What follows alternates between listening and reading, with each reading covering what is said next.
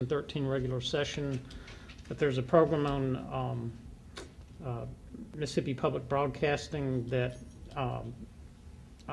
shows the Winter Read Mississippi Association Partnerships in Education. There's a speech there by Claiborne Barksdale about what the Barksdale Reading Institute is currently doing and all the good work that it is doing. My point of bringing this up is that there are a lot of good things happening in this state with respect to public education, and when people say that they're not, you know, and that's why we've got to have charter schools or that's why we've got to have a voucher program, we need to be in a position to challenge them about that and to challenge them on the merits with content, and don't let the good things that are happening be drowned out by bad noise. I'm going to go to the audience here in just a moment for any questions you might have of this distinguished panel. But I wanted to ask at least one last question. Let's say that just by some miracle of event, you boys of the spring could go back over there to the governor's office today and make recommendations. That got a laugh. And you could make recommendations to the governor and the legislature. What would you recommend today? I have an idea about that. I would recommend pre-K education. We're, again, the only southern state in the country without it.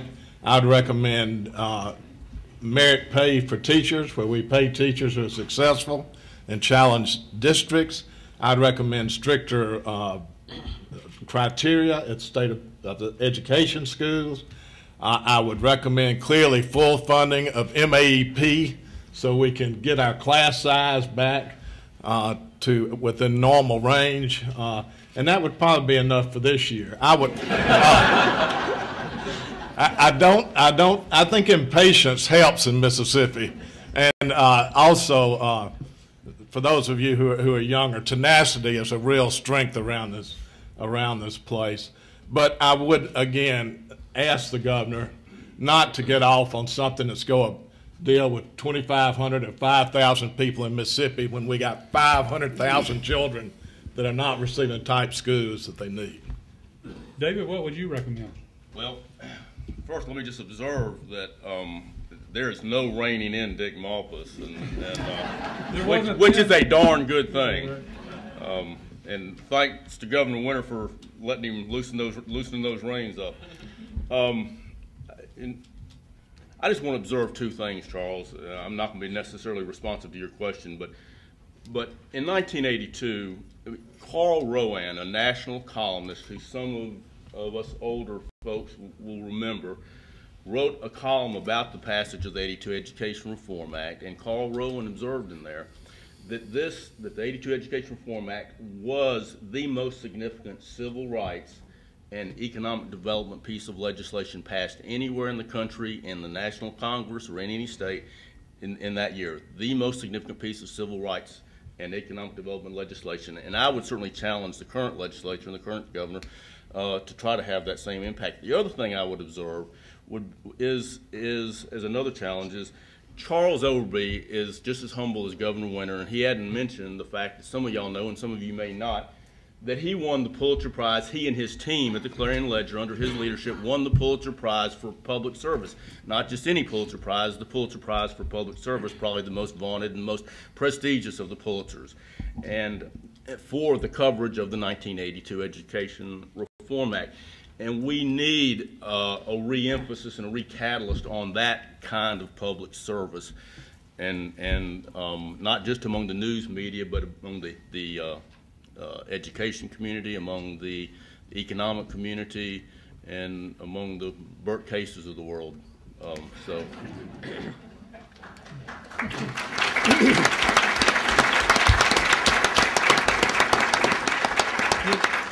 I'm glad you mentioned Burt. You know, everybody up here is doing something different from 30 years ago. Burt's still doing the good fight. Way to go, Burt.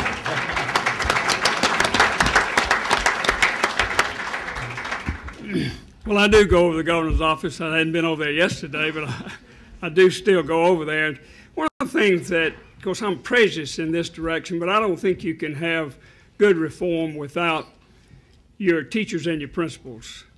And I'm really frustrated and tired of the teacher bashing that we see.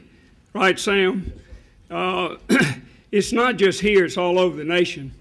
A recent study, significant study, called Standing on the Shoulders of Giants, compares several other countries with the United States. And you know, there's some questions you can take, but what you can't, some questions you can take with it, but you can't argue with the fact that in those countries, teachers have a very, very high status on the prestige ladder.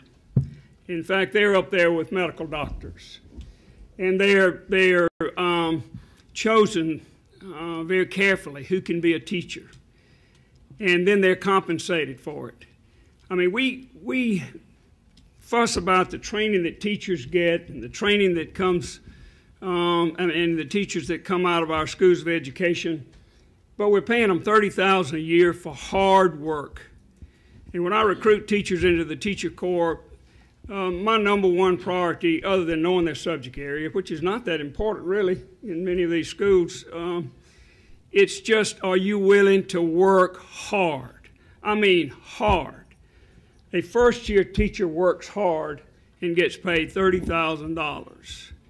And so quit bashing our teachers, political folks, and let's start putting, as Governor Winter said, putting the money where your mouth is. And let's start supporting better teacher training, recruiting of teachers, and principals as well. We have a principal corps program at the University of Mississippi that Jim Barksdale funded the first 5 years. And Jim was speaking to the third class, and after about an hour he said, you know, I have the secret to education reform. And this was during the legislative session, and everybody perked up thinking, well, he's getting ready to talk about charter schools or whatever the salient issue was of the day. And he said, the answer is you. And he pointed to these principals, and he said, good principals and good teachers, that's where we need to be putting our money. And I agree with that. Governor? Let me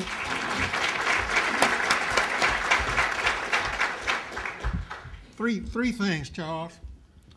The first, and I think highest on anybody's scale, is the implementation of a comprehensive statewide pre-K program that will prepare, that will develop the brain of these children who go into school, go into kindergarten now, really not having that brain developed enough for them to be competitive in school. I think that's first. The second thing is what Andy has already talked about, and that is the raising of the whole stature of education as a profession. We ought to have the teachers up there equal in terms of their appreciation socially and economically in society, so that we will attract those top students who graduate and who would like to be teachers but who feel that they can't afford to be teachers. They ought to be competitive with those participating in any other activity. And thirdly, and this may be a little controversial, but I think it's important. We need to spend more time teaching people civic responsibility. We need to teach people how to be citizens. We need to have them able to make responsible public choices on issues that affect all of us, and there's not enough of that kind of teaching going on. Good, thank you. Okay, now I'd like to go to the audience. We have time for a couple of questions. John, you want to get in here I want first, but get ready to ask your question. This is in response to the question, what would you tell the governor, or what would I tell the governor? I think that everybody wants about 4 or 5 things. Governor Winter used to talk to us about this, and they want a roof over their head. They want to be able to feed themselves and their children. They want a job that they get satisfaction from, and they want to leave this world a little bit better place for their children than it was when they were here. Everybody wants that. We are not talking about that the kids at Jim Hill are competing against the kids at Jackson Prep. I used to talk with my own children about this. Our kids that are growing up are competing against, right now, they're going to be in 20, 30 years, they're going to be competing against kids who are growing up in India, China, Germany, and Japan.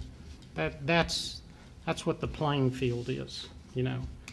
And then finally, that these school children don't have a constituency, that the only person who can really represent them is the governor and the leaders of this state, that because their moms and dads are for the most part just working so hard that they are assuming that our public officials are going to be doing the right thing, and that they don't have to even think about that it would be, you know,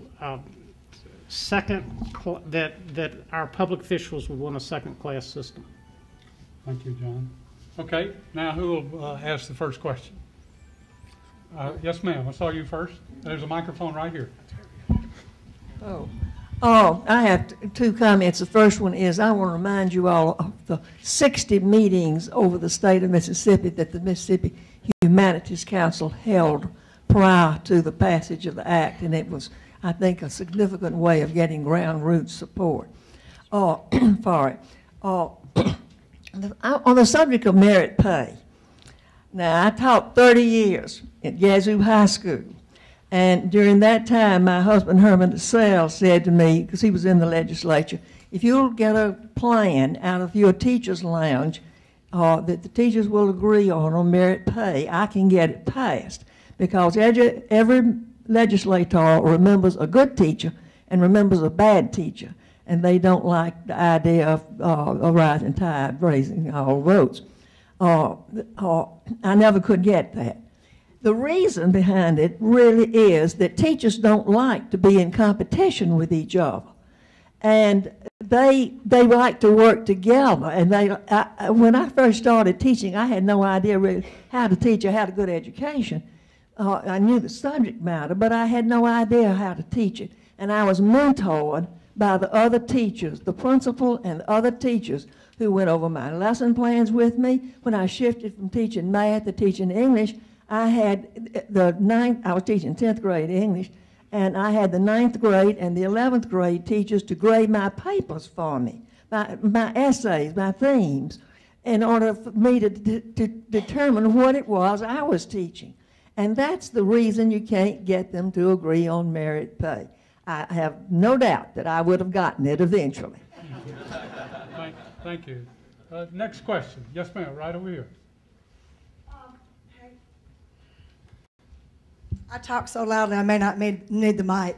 I'm from Greenville. My grandfather, the last political act he did was to write a letter to every legislator. He had a brain tumor that he had discovered in January, so he wrote to everybody to ask them to support this legislation. So it's always meant a lot to me, and I wanted to thank all of you. But just for me, and I'm not really one of the young people here, but were there any meaningful or persuasive arguments from the opposition? If there were, I'd like to know what they were.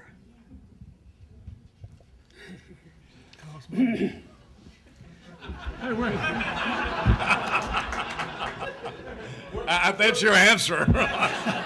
We're not that ecumenical. I would say, because as a news person, it was my job to try to find out what the other side said, is Mississippi couldn't afford it.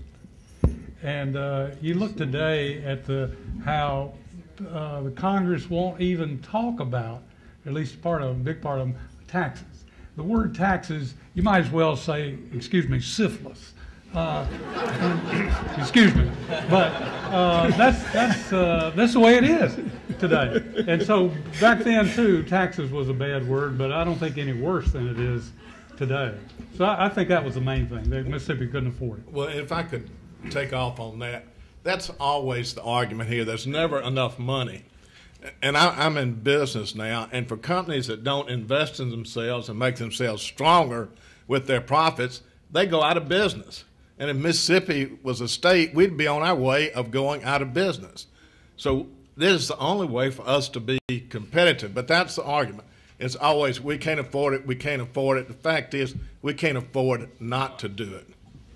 And for those of us who are advocates, last word on this, it's not just about money. I mean, there are things we can do, again, like merit pay, appointed superintendents, things that don't cost anything. But we're going to have to recognize that we can't do this on the cheap.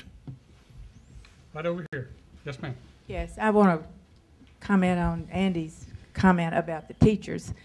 And I'm wondering why it is so difficult to raise the level of teachers that can come into the teaching profession, because I feel like the schools are taking people that are at the bottom of their classes, and so if they are not, how can we expect them to teach our children adequately? So why is it so difficult to get the education schools to raise that level up into the 80–90% rather than down into the 11 to 15%? Well, no matter what training program you have, a lot is determined by the quality of the raw material that goes into that training program. And for instance, if we have somebody who is an outstanding student and we would like to get them into teaching, I feel like they shouldn't have to pay a dime in tuition. They should be given grants for furthering their education. We've got to come up with incentives to attract better raw material into the teaching profession. If all of the students who graduate from the schools of education in education, if all of them, 100% of them, would go into teaching, that would provide about 60% of what's needed. There are not enough incentives. I try to get math teachers in the Mississippi Teacher Corps, and we'll offer them, and we tremble when we